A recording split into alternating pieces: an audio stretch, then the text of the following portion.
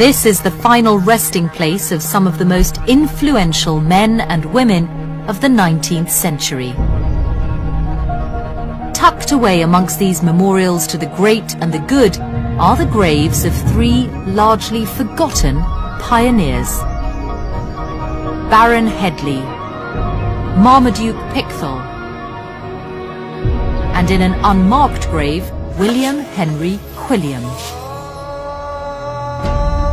Although few recognize their names today, in the 19th century these men were responsible for a religious revolution that shook the British public to its core. They were aristocratic Christians who made a choice which inflamed Victorian society. They converted to Islam. An Englishman, a pucker Englishman, doesn't go native. He doesn't leave the English white upper middle class. And they changed the face of the Muslim faith in Britain. Pickthall's great achievement was to translate the Quran. It has been perhaps the most important translation of the Quran into English that there ever has been.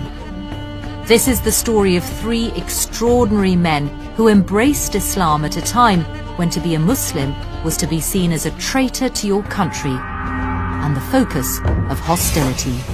In the press, he was charged with treason, and he certainly was put under surveillance. I think to rebel against his parents and to change his religion, I think it did break his mother's heart. Through the personal journeys of still surviving relatives, we'll discover just what these men achieved and how their legacy lives on today. My impression of Islam sat within post 9/11 thinking and the emphasis around fanaticism. But finding out about Marmaduke changed all that. Suddenly, Islam became so much more. So just what did these Victorian pioneers do to make Islam more acceptable to a society that condemned it? And are there any lessons for British Muslims today?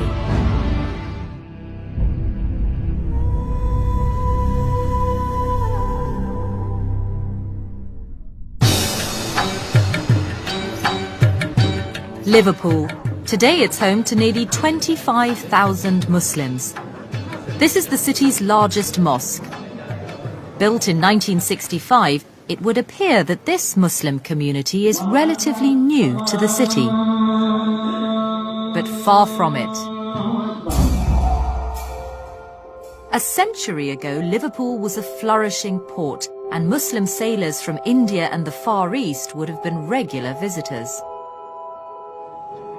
In fact, just 3 miles from today's thriving mosque, there are traces of an entire hidden history of Islam in Britain.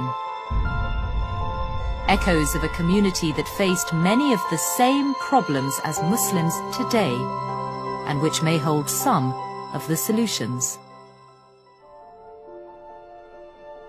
This rather faded terraced house in a Liverpool suburb is where this forgotten story of Islam begins. Although it doesn't look much now, in the 19th century, this was the first mosque in England. In 1889, the house was bought by a man named Abdullah Henry Quilliam. Quilliam was a Victorian gentleman, but he was also a Muslim convert.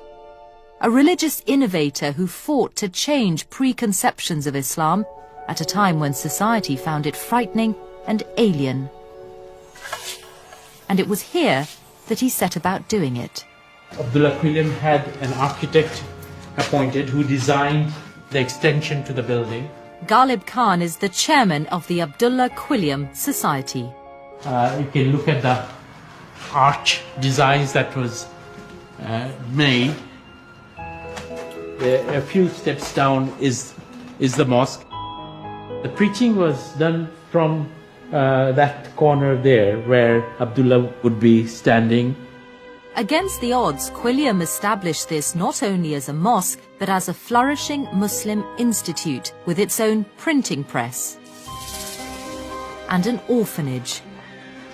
It was the centre of Islam not just for Liverpool, but for the whole of Britain. Allahu Akbar, Allahu Akbar. It's an achievement that some Muslims believe holds the key to the future of British Islam.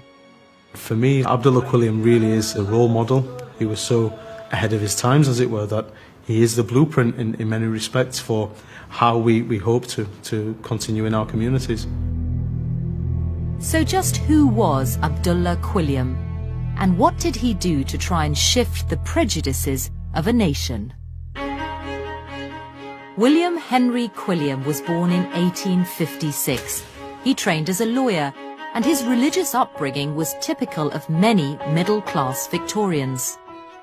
He was born into a conservative Methodist family.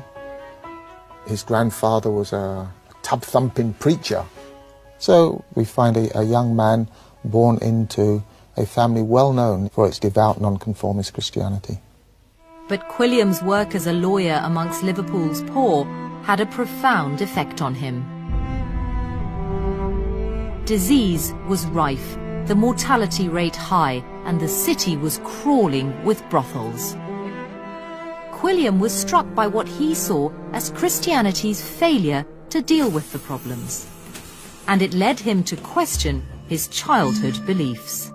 In order to understand Quilliam's view of Christianity, you have to understand that Victorian Britain was still essentially a Christian society. So when Quilliam saw any kind of moral depravity, for him that was a Christian society that had lost its way.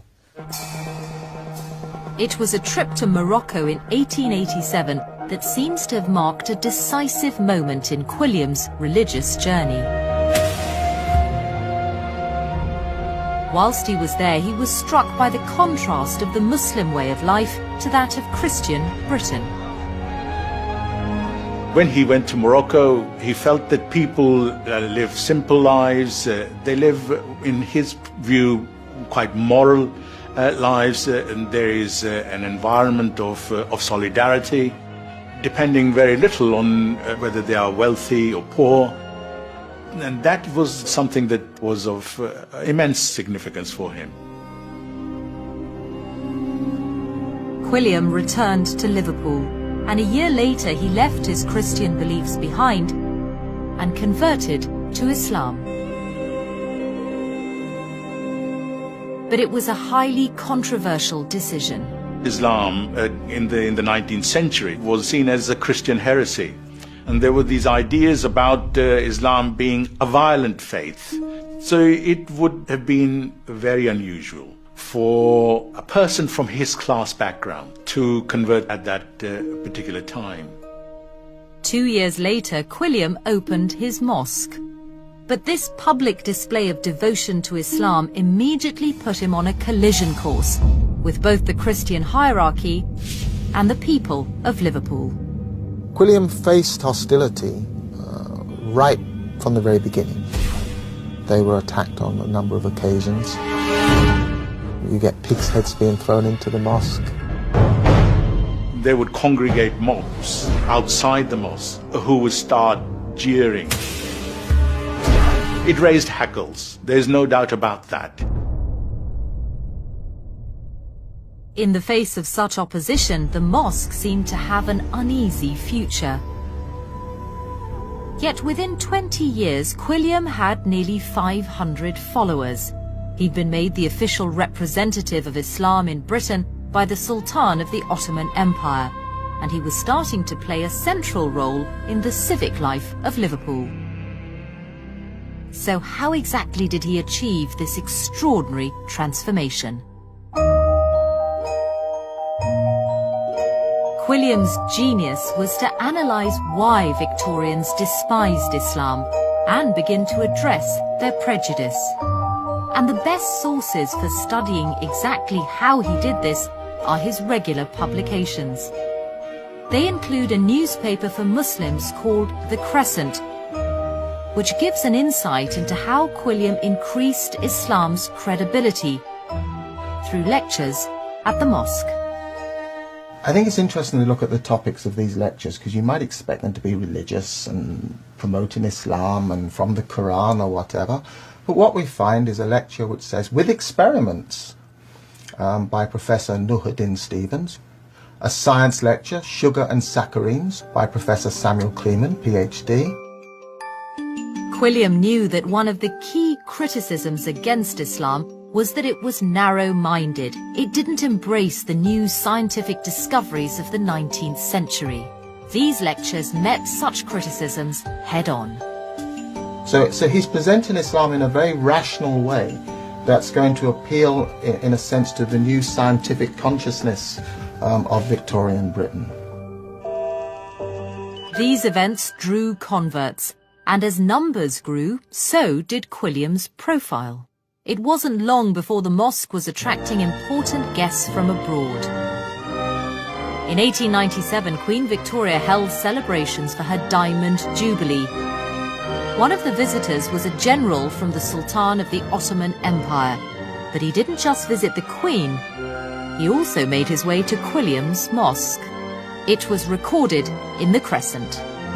Here is the main feature article of this particular edition, and I just love this. You know, I mean, here we are in the centre of Liverpool at Lime Street Station, and there's all these Muslim converts with their fairs and their flags, you know, receiving this very powerful figure.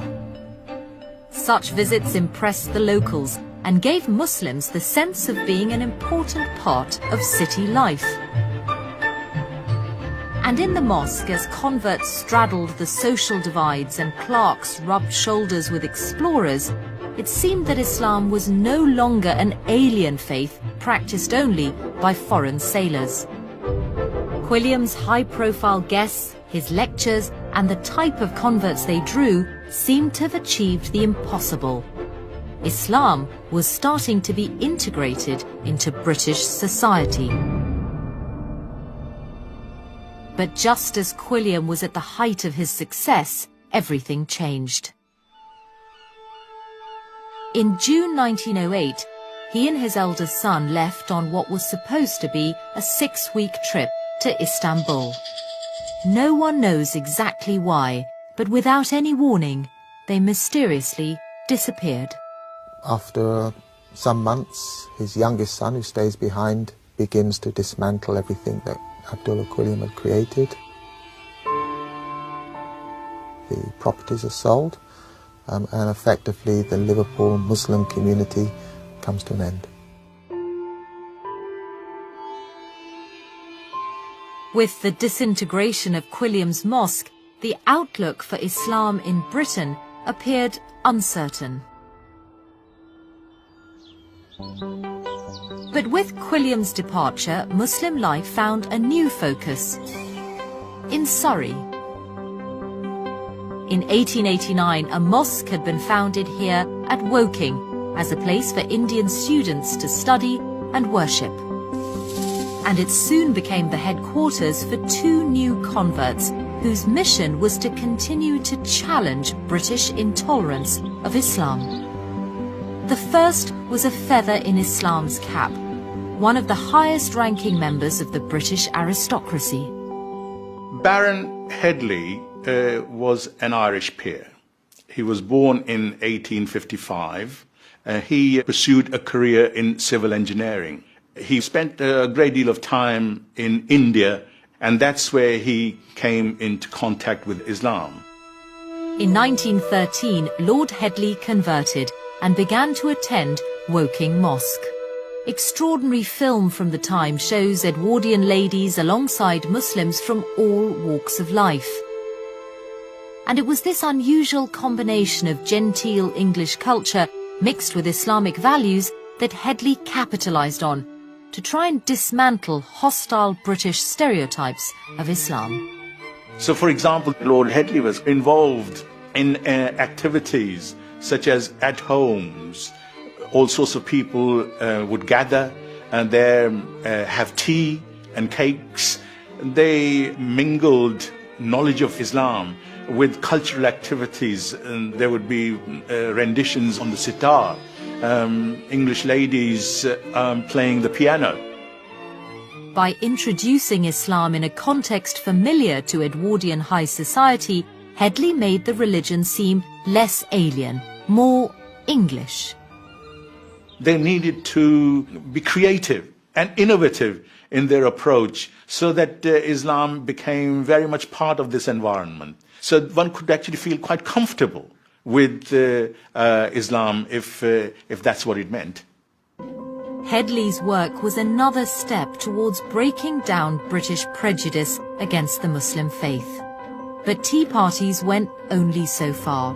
It was the work of yet another Woking convert which has perhaps had the most enduring impact on Islam in Britain. His name was Marmaduke Pickthall, and his greatest achievement was to become the first English-born Muslim to translate the Quran into English. A groundbreaking work that made Islam accessible to non-Muslims. Living on the south coast today is one of Pickthall's surviving relatives. Artist Sarah Pickthall is Marmaduke's great-great-niece. Brought up by devoutly Catholic parents, it wasn't until the death of her father that she first began to learn more about her Muslim ancestor. I knew that Marmaduke Pickthall was a relation. I didn't really know that he was a Muslim convert. But when I started to look more closely, I then suddenly unpacked the most incredible life story, and a man who was both a novelist and a pioneer. It's kind of what our complicated lives are like. Sarah was so inspired by Marmaduke's story that she and a group of artists have begun to explore his life and legacy in a project called Loyal Enemy. Through painting, through film, through poetry, we're going to build a kind of kaleidoscope around Pickthall's life, and we hope that through that there'll be certain sort of shafts of light which will connect Pickthall's life with the audience looking at it today. Learning about Pickthall has overturned all that Sarah thought she knew about Islam.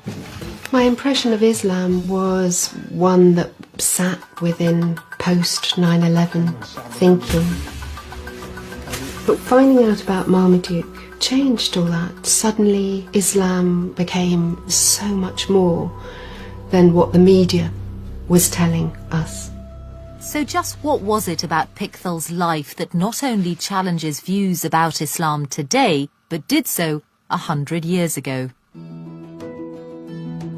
He was born in 1875 and brought up in the Church of England. But as a teenager, he visited the Middle East. It was an experience that changed his life. He quickly seemed to gel with the local people. Very quickly he was speaking Arabic, and he speaks about the friendliness of the people. But there was a social cohesion there, and it was, he believed, united by this overarching belief in Islam. I mean, he says very significantly, he said, for the first time I was happy. He was happy. But although attracted to the religion and mindset of the Orient, it wasn't until the First World War 20 years later that Pickthall finally rejected his childhood beliefs. Britain declared war not only against Germany, but Turkey as well, the centre of the Ottoman Empire and the Muslim faith. It was a country Pickthall had visited and been impressed by.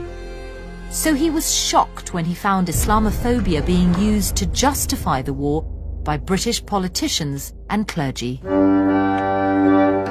Pickthall went to church and the congregation were singing one of Charles Wesley's hymns that was quite anti-Islam. It referred to the Prophet Muhammad as the impostor and the Arab thief who is disrupting the whole of Asia.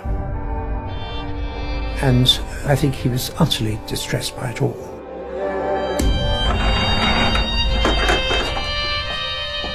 Pickthall left the church before the end of the service and never again considered himself a Christian. In 1914, he converted to Islam. It was a decision that ultimately transformed him from innocent traveller and novelist to an enemy of the state.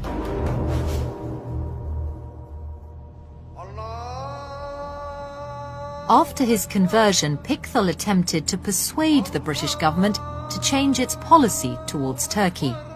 But his actions had devastating personal consequences. He became a total outsider in Britain, a security risk. He was a man who was supporting the enemy and who'd embraced Islam. He destroyed his reputation as a conservative Englishman.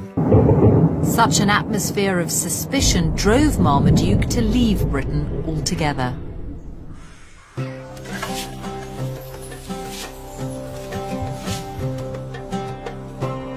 He moved to India, which became his home for the next 2 decades.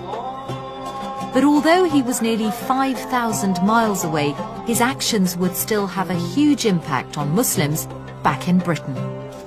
It was here that he undertook the most important work of his life, a pioneering translation of the Quran from Arabic to English.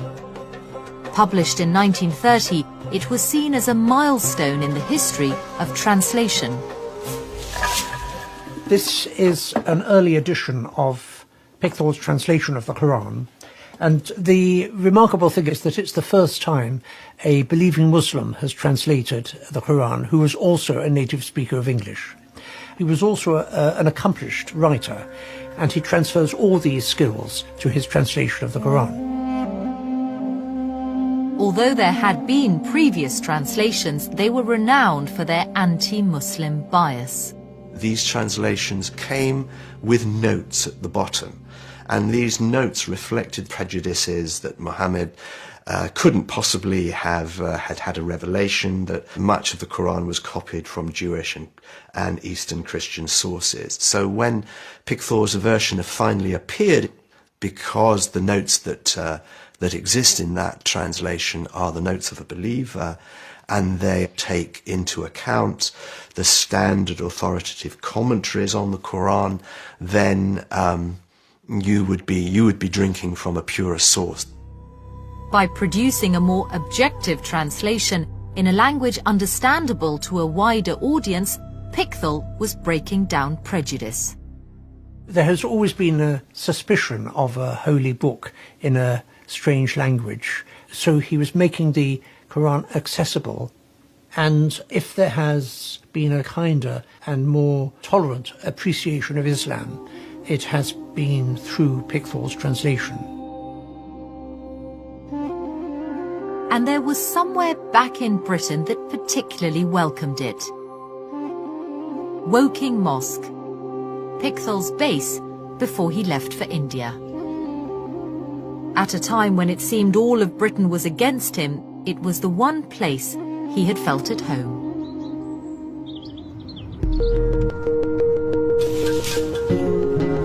The mosque is somewhere that Sarah Pickthall has always wanted to see, and this is her first opportunity. I think Marmaduke would have been pleased for me to visit a place that was so important to him, just to see the impact he had there. I think he'd be really pleased that I was coming. But just in here.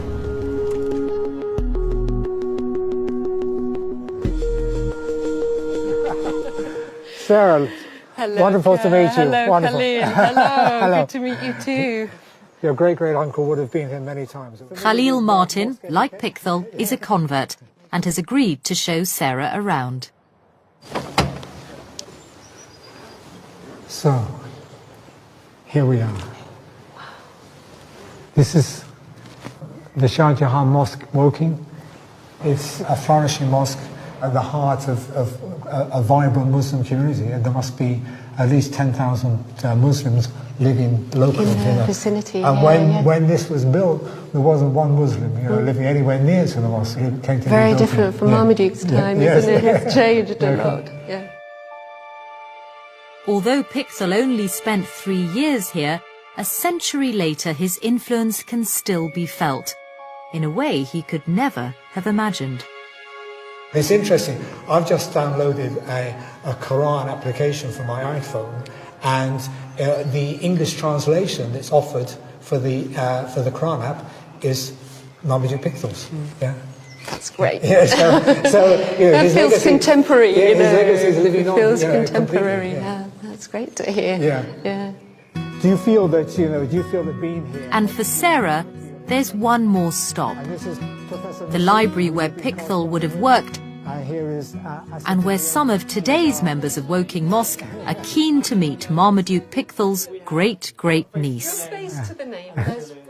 And to talk to her about their experience of his Quran. This translation is by your great uncle. So, beginning with verse 18, Mary said, "Lo, I seek refuge in the beneficent one from thee, if thou art God-fearing."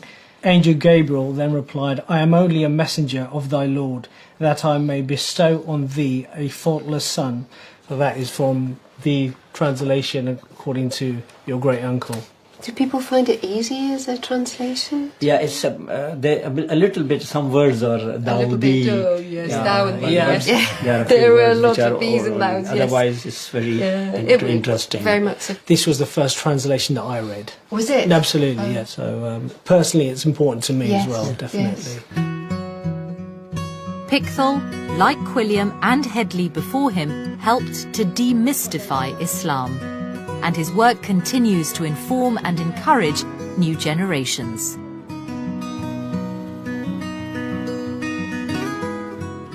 Pickthall remained in India, but he returned to Britain at the end of his life.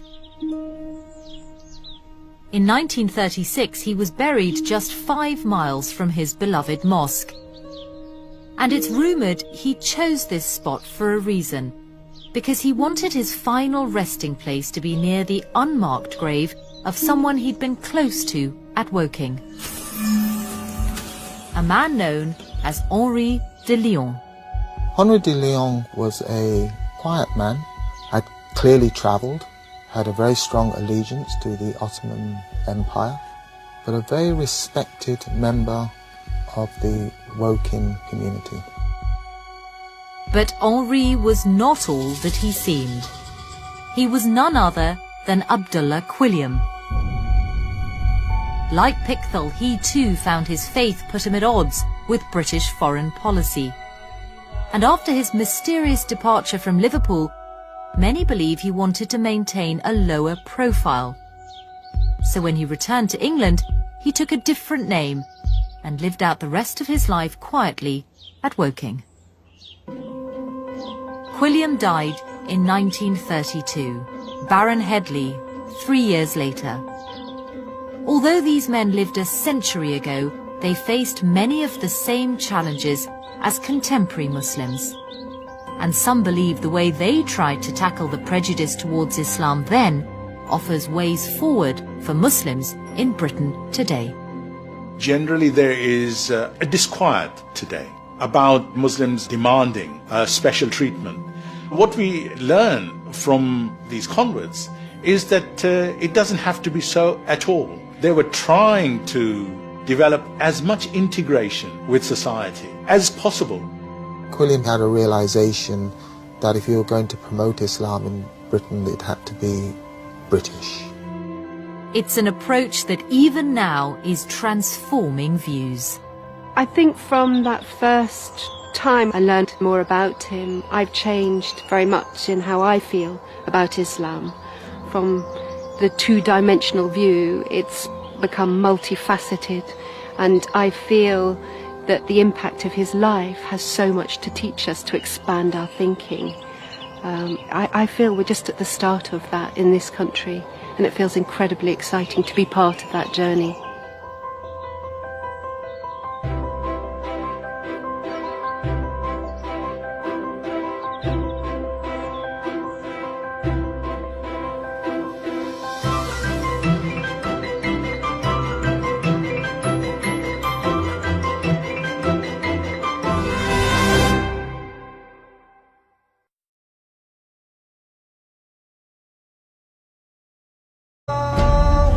Although few recognize their names today, in the 19th century these men were responsible for a religious revolution that shook the British public to its core. They were aristocratic Christians who made a choice which inflamed Victorian society.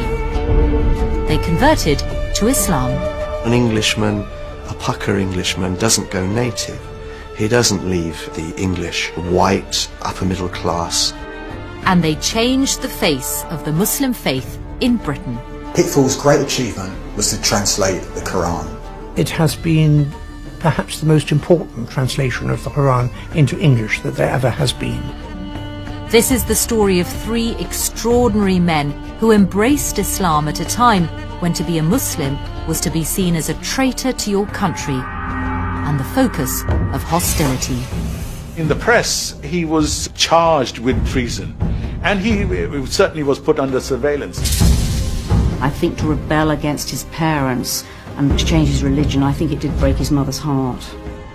Through the personal journeys of still surviving relatives, we'll discover just what these men achieved and how their legacy lives on today. My impression of Islam sat within post 9/11 thinking and the emphasis around fanaticism. But finding out about Marmaduke changed all that. Suddenly Islam became so much more. So just what did these Victorian pioneers do to make Islam more acceptable to a society that condemned it? And are there any lessons for British Muslims today?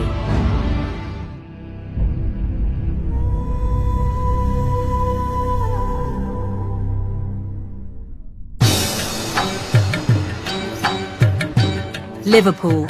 Today it's home to nearly 25,000 Muslims. This is the city's largest mosque. Built in 1965, it would appear that this Muslim community is relatively new to the city. But far from it.